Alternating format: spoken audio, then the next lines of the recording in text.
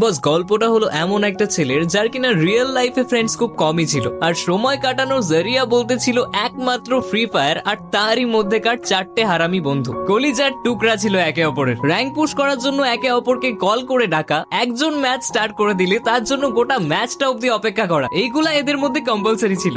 সবকিছু বেশ ভালোই চলছিল, কিন্তু হঠাৎ করে ভাইয়ের জীবনে একটা মেয়ের আগমন হয়। গেমের মধ্যেই দেখা, পরিচয়, বন্ধুত্ব, আর সেইখান থেকেই প্রেম।